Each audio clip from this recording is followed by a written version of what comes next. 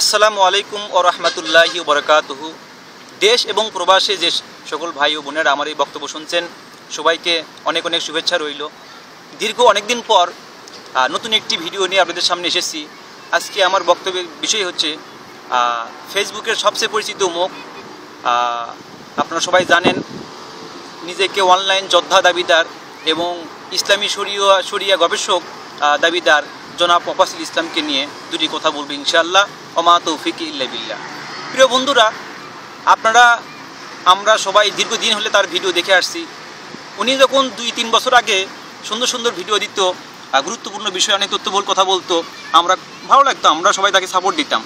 তাকে আমরা এই অনলাইনে জনপ্রিয়তা করার পিছনে, এই সবার পরিচিত হওয়ার পিছনে আমরা তার পিছনে বড় ভূমিকা পালন করি। তার ভিডিওগুলো আমরা লাইক দিতাম, শেয়ার করতাম। এবং কোনো এক সময় দেখা গেল যে আমি যখন অনলাইনে আসলাম, ভিডিও বক্তব্য দেওয়া শুরু করলাম, দেশপ্রেমে উদ্বুদ্ধ হয়ে দেশের বিভিন্ন সাম্প্রতিক রাজনৈতিক বিষয় নিয়ে, ইসলামের বিভিন্ন গুরুত্বপূর্ণ বিষয় নিয়ে, সমসাময়িক বিষয় নিয়ে আমিও কথা বলা যখন শুরু করলাম, তখন দেখা গেল যে আমিও এই অনলাইনে একজন সংগ্রামকারী হিসেবে আপনাদের সামনে হাজির হয়ে গেলাম বা পরিচিতি হয়ে গেলাম। তো এই সুবাদে এই মোফাজ্জল ইসলামের সাথে আমারও পরিচয় হয় অনলাইনে, এবং সে আমাকে ফ্রেন্ড রিকোয়েস্ট করে, অনেক চ্যাটিং করে, ফোনে স্কাইপিতে বিভিন্নভাবে যোগাযোগ হয়, এবং সে বলে যে সে ব্রাজিলে আসবে। তো যাই হোক, এটা নিয়ে অনেক ঘটনা। তো আমি আসল ঘটনায় আসি। তো এই অনলাইন জগতে আমরা মোফাজ্জল ইসলামের বিরুদ্ধে কেন এত লাগছি? আপনার পর্তুগাল, সৌদি আরব, দুবাই, কাতার, তারপরে ইউকে, ইউএস থেকে, পৃথিবীর সর্বত্র থেকে বাংলাভাষী ভাইয়েরা এই মোফাজ্জল ইসলামের বিরুদ্ধে কেন লাগলো, এটা সম্পর্কে আগে আপনাদের সবার জানতে হবে। মেন কথা হচ্ছে যে মোফাজ্জল ইসলাম সে নিজেকে একজন যোদ্ধা ভাবে। কিসের সে যোদ্ধা? সে কি যুদ্ধ করেছে? সে সমাজে কেমনে বিশৃঙ্খলা সৃষ্টি করা যায়, আলেম ওলামাদের সম্পর্কে, ইসলামী যারা স্কলার আছে ইন্টারন্যাশনাল তাদের সম্পর্কে, ইসলামিক দল সম্পর্কে কিভাবে মানুষের অন্তরে খারাপ ধারণা পোষণ করে দেওয়া যায়, সেটার পিছনে সে যুদ্ধ করে যায়। সে কিভাবে অনলাইন যোদ্ধা হয়? সে তো অবশ্যই অনলাইন যোদ্ধা, কিন্তু সে কি বলে সৎ পথের যোদ্ধা না, সে হচ্ছে অসৎ পথের যোদ্ধা, নাস্তিকদের পক্ষের যোদ্ধা। আপনি একটা জিনিস চিন্তা করেন, কিছুদিন আগে সে আল্লামা দেলোয়ার হোসেন সাঈদী, যিনি বিশ্ববিখ্যাত একজন বক্তা, হয়তো বা ওনার চেয়ে বিখ্যাত আলেম পৃথিবীতে আছে, কিন্তু ওনার মতো বক্তা পৃথিবীতে কমই আছে, যার সুললিত কণ্ঠে, মিষ্টি ভাষী এবং যে বজ্র আওয়াজে উনি যে ময়দান কাঁপানো বক্তব্য দেয়, লক্ষ লক্ষ যুবক যার কথায় নিজেদের মধ্যে ইমানি তেজদীপ্ততা অনুভব করে, সেরকম একটি আলেমকে সে ব্ল্যাকমেইল করার চেষ্টা করেছে। তার একটা ছোট্ট একটা ভিডিও, সাঈদী সাহেবের ফোন সেক্স নামে একটা ভিডিও সে ইউটিউব থেকে ডাউনলোড করে, যেটা তৈরি করেছিল শাহবাগের নাস্তিকরা, এবং সেটা প্রচার করেছিল তারা 2-3 বছর আগে। সেই ভিডিওটা মোফাজ্জল ইসলাম, অনলাইন যোদ্ধা দাবিদার, ইসলামী শরিয়া গবেষক দাবিদার, এই ব্যক্তিটি করলো কি, সে ভিডিওটা কপি করে সে তার ফেসবুকে দিয়ে দিল এবং বলল, দেখুন সাঈদী সাহেবের কুকীর্তি দেখুন। প্রিয় বন্ধুরা, এই ভিডিও তো আমরা 3 বছর আগেই দেখেছি, এবং 3 বছর আগে এটা প্রমাণিত হয়ে গেছে যে এটা সাঈদী সাহেবের কণ্ঠ না। সাঈদী সাহেব কোনোদিনও পান খান না। আমি তার সংস্পর্শে গেছি, তার সাথে মোলাকাত, মোয়ানাকা, কথাবার্তা অনেক কিছু হওয়ার সুযোগ হয়েছে আমার। আমি জীবনও শুনি নাই অথবা দেখি নাই উনি পান খায়। অথচ এই ভিডিওর অডিওর লাস্ট অংশে বলা হয়েছে, মহিলাকে বলতেছে সাঈদী সাহেবের কণ্ঠে যে কথা বলছে যে তুমি একটু দাঁড়াও, আমি একটু পান খেয়ে আসি। তো এদিকে প্রমাণ হয় না যে সাঈদী সাহেব এই ভিডিওর সাথে জড়িত না, এবং এটা সম্পূর্ণ একটা মিথ্যা, বানোয়াট এবং কল্পকাহিনী, আলেমদেরকে মানুষের সামনে খারাপভাবে উপস্থাপন করার জন্য ঘটনা হয়েছে। আর মোফাজ্জল ইসলাম সে নিজেকে দাবি করে যে সে শরিয়া গবেষক, কিন্তু এই ঘটনার দ্বারা প্রমাণিত হলো যে সে আসলে একটা শরিয়া বিরোধী, শরিয়া শয়তানি গবেষক, সে মানে শয়তানি শরীয়তের গবেষক, ইসলামী শরীয়তের গবেষক সে না। যার কারণে একটা আলেমকে চরিত্রহীন বানানোর জন্য সে একটা অপপ্রচার চালিয়েছে। তাহলে শাহবাগী যারা নাস্তিক, যারা এই ভিডিওটা 3 বছর আগে প্রচার করেছিল, 2 বছর আগে, আর এই মোফাজ্জল ইসলাম ওরফে মোফা, এদের মধ্যে পার্থক্য কী থাকলো বলেন? একই কাজ তোরাও করছে, এই 3 বছর পর করলো, তাহলে ঘটনা কী হলো? আরও কয়েকটি বিষয় হচ্ছে যে এই মোফাজ্জল ইসলাম বাংলাদেশে কিছুদিন আগে বোরকা নিয়ে কিছু ঘটনা ঘটছিল, সে বোরকার বিরুদ্ধে কথা বলেছিল, সে উচ্চস্বরে আজান দেওয়ার বিরুদ্ধে কথা বলেছিল, সে মক্কা মদিনার যে ব্যবস্থাপনা এটা নিয়ে কথা বলেছিল, তারপর এটার বিরুদ্ধে কথা বলেছিল।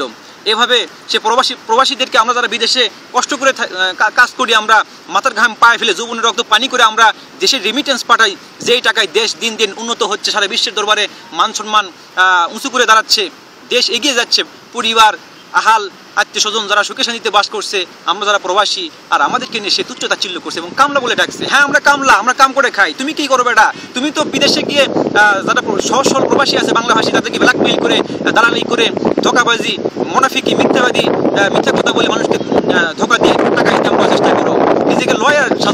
কিসের লয়ার মুফাসসির ইসলাম? আমি যে গ্যারান্টি দিচ্ছি তোমার লয়ারের লটাও তোমার জানা নাই, লয়ার যে সংজ্ঞা এটাও তোমার জানা নাই। তুমি যদি লয়ার হতে তাহলে দালালি করতে না, তুমি কোর্টে থাকতে, তুমি আইনজীবী হিসেবে মানুষের পাশে দাঁড়াতে, মানুষের সমস্যার সমাধানে এগিয়ে আসতে। তুমি এমন একজন লয়ার দাবি করো যে 4 দেওয়ালের মধ্যে, আমরা তো টয়লেটে বসে থাকি রে ভাই, টয়লেটে তো গান বাজনা করি, হই হুল্লু চিলি করি। তো মুফাসসির ইসলাম হচ্ছে একজন টয়লেটের আইনজীবী। সে টয়লেটের মতো কিছু কেতাব আইনি কিতাব কিছু বইটা সাজায় সে সেখান থেকে সারা জীবন সে অনলাইন যুদ্ধ করে যায়। এটা কোনো যুদ্ধ নাকি রে ভাই? আমি যে বলছি, আমি যখন যেখানে ছিলাম অনলাইন অফলাইন সব জায়গায় আমার সংগ্রাম চলে। এখন অনলাইনে আমি কম আসি, কারণ অফলাইনে কাজ বেশি করি, যার কারণে অনলাইনে আমাকে কম দেখা যায়। কিন্তু এই মুফাসসির ইসলাম কিসের যোদ্ধা? যাকে অফলাইনে মানুষ যাকে পছন্দ করে না, এই লন্ডনে সে আগে ছিল, সেখান থেকে সে পালায় চলে গেছে হচ্ছে আয়ারল্যান্ডের বেলফাস্টে, সেখানে সে নিরিবিলি থাকার চেষ্টা করে। বাংলাদেশি ভাইদের যারা তার প্রতারণার শিকার এবং যারা শিক্ষিত সমাজ, বিবেকবান সমাজ, এদের রোশানলে যাতে পড়তে না হয়, এই কারণে সে ওখান থেকে পালিয়ে আয়ারল্যান্ডে থাকে। কেন থাকে? সে কি চাকরি করে? কোন বিশ্ববিদ্যালয়ে সে অধ্যাপক? কোন কোর্টে সে আইনজীবী? আমাকে দেখান মুফাসসির ইসলাম ভাই, আপনি আমার প্রমাণ করে দেন যে আপনি ওখানকার আইনজীবী, এই সেই করেন। আপনি ধোঁকাবাজি, তারপর ধান্দাবাজি ছাড়েন।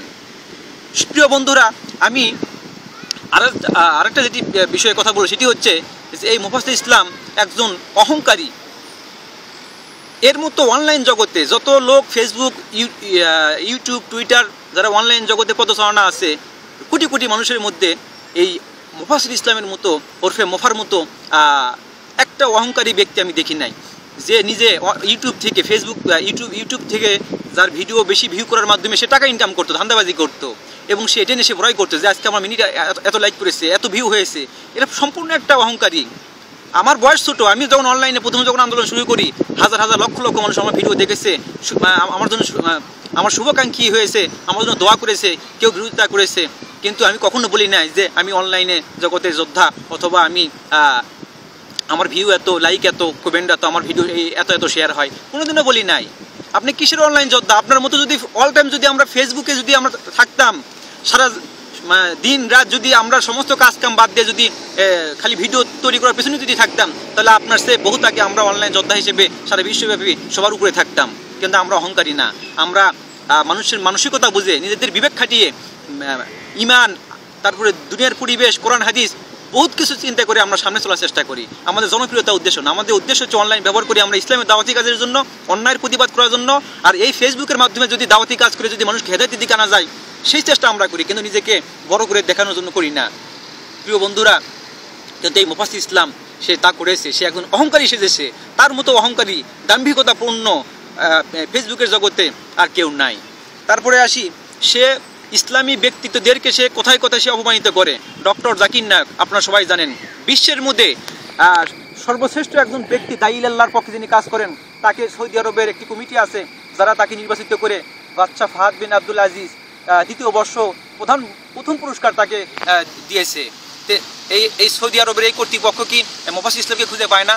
এর মতো অনলাইন যোদ্ধা শরিয়া গবেষক পৃথিবীর আরও কত বহুত আলেম আছে, তাদেরকে খুঁজে পায় না?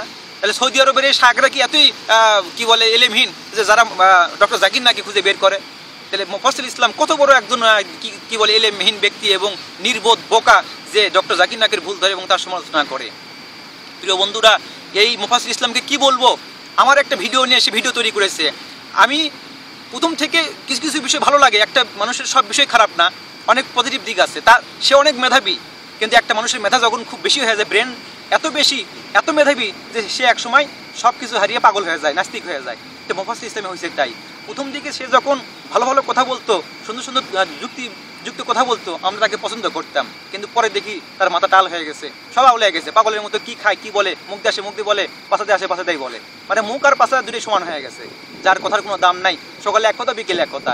এই মুফাসসির ইসলাম এমন একজন কি বলে মিথ্যাবাদী, তারপরে মুনাফিক ব্যক্তি, তারপরে দ্বিমুখী অবলম্বনকারী ব্যক্তি, যে সকালে বলে যে শেখ মুজিব হচ্ছে বেজন্মা, আবার বিকেলে বলে যে শেখ মুজিবের এতম জন্মদিনে তাকে আমি শুভেচ্ছা জানাই, সেই কাহিনী।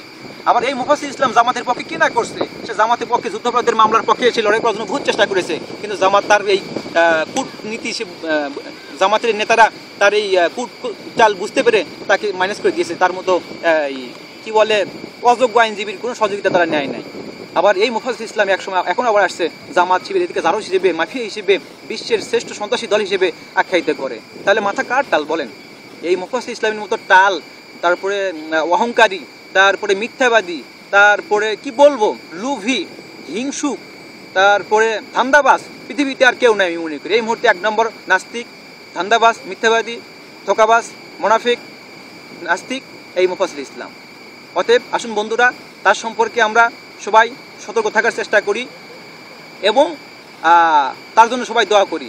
আল্লাহ তাকে হেদায়েত দান করুক, তার ব্রেনটা সুস্থ হোক। আমি এই মুহূর্তে মনে করি মুফাসসির ভাই আপনার এই মুহূর্তে দরকার একটু রেস্ট থাকা, কোনো একটা ভালো মানসিক হসপিটালে ভালো একটা মানসিক ডাক্তারের কাছে চিকিৎসা নেওয়া, এবং আপনার যে মেধা আছে, যে বুদ্ধি, যে ব্রেন, এটাকে আরও কি বলে মোটিফাই করে, আরও থিসিস করে ইসলামের উপর, তবে পৃথিবীর বিভিন্ন সমসাময়িক প্রেক্ষাপটের উপর এটাকে আরও বাড়িয়ে আপনি মেধাকে মানবতার কাজে লাগান, ইসলামকে প্রচারের ক্ষেত্রে লাগান। মানুষের সমাজে, মানব সমাজে কীভাবে শান্তি প্রতিষ্ঠা করা যায়, অশান্তির পরিবর্তে কীভাবে শান্তি প্রতিষ্ঠা করা যায় সেই পক্ষে কাজ করেন। কিন্তু এই বিকৃত মস্তিষ্ক দিয়ে মানুষের মধ্যে, মানব সমাজের মধ্যে মানবতা শত্রু হিসেবে অশান্তি তৈরি করেন না। মুফাসসির ভাই আপনার প্রতি একটু অনুরোধ, আপনি ব্রাজিলে আসতে চাইছিলেন, আমার সাথে 3 বার প্রতারণা করেছেন, ফোনে বলেছেন যে সামনে 3 তারিখে যাচ্ছে, আমি টিকিট কাটবো, এই 10 তারিখে টিকিট কাটবো, এইভাবে আমার অযথা সময় নষ্ট করেছেন। আমি সাও পাওলোর ব্রাজিলে যারা ব্যবসায়ী আছে তাদেরকে ডেকে বলেছিলাম যে মুফাসসির ইসলাম একজন আইনজীবী, আর সে আমাদের এখানে আসবে, দেখবে, আমাদের খোঁজ খবর নেবে। আপনাকে নিয়ে কত প্রশংসা করেছিলাম এখানে লোকজনের মাঝে। এখন তারা সবাই আমাকে বলে যে কই জিয়া তোমার মুফাসসির কই, সে তো একটা বাটপার, সে একটা ধান্দাবাজ, সে কখনো আওয়ামী লীগ, কখনো বিএনপি, কখনো জামাত, কখনো নাস্তিক, কখনো শরিয়া গবেষক। এই ধরনের লোককে তুমি এখানে আমন্ত্রণ জানাও। এখনও লোক আমাকে বলে যে ভাই, জিয়া ভাই আপনি এখনও মুফাসসির সম্পর্কে কিছুই বললেন না, সে এত বড় ধান্দাবাজ, সারা বিশ্বব্যাপী এই মুফাসসিরকে নিয়ে প্রতিবাদ হচ্ছে, আপনিও প্রতিবাদ করেন। অসংখ্য লোক বলছে, এই যে আমার ভিডিও ম্যান বসে আছে, এই যে আমার কামাল ভাই বসে আছে, আরও অনেক ভাই আমার সামনে আছে, সবাই বলছে যে ভাই মুফাসসিরকে নিয়ে দুটি কথা বলেন।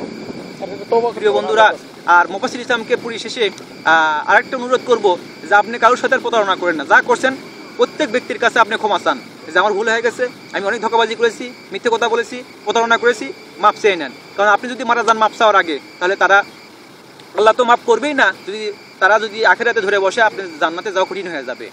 আর পরিশেষে ইসলামকে নিয়ে যে কটাক্ষ করেছেন, আলেমদের বিরুদ্ধে যে কটূক্তি করেছেন, তারপরে ইসলামী দল মানি যে জঙ্গি অথবা সন্ত্রাসী বানাইছেন, এই যে বলে ইসলামের যে শত্রু হিসেবে নিজেকে প্রমাণিত করেছেন, এই জন্য আমি আপনাকে বলবো যে আপনি তৌবাতুন নসিহা করে আল্লাহর কাছে ক্ষমা চান। তৌবা করার মতো তৌবা করলে অবশ্যই আল্লাহ মাফ করবে, সেটা মৃত্যুর আগেই সেটা যেন আপনার পক্ষে সম্ভব হয়। তো আমি আর আমার কথা না বাড়িয়ে, প্রিয় বন্ধুরা, আমার এই ভিডিওটি যারা দেখলেন অবশ্যই শেয়ার করবেন এবং হক এবং বাতিল এই দুটোর পার্থক্য সবাই বোঝার চেষ্টা করবেন। Ziaur Rahman, Brazil, Sao Paulo থেকে সবাইকে এতটুকুই আহ্বান। আসসালামু আলাইকুম ওয়া রাহমাতুল্লাহি ওয়া বারাকাতুহু।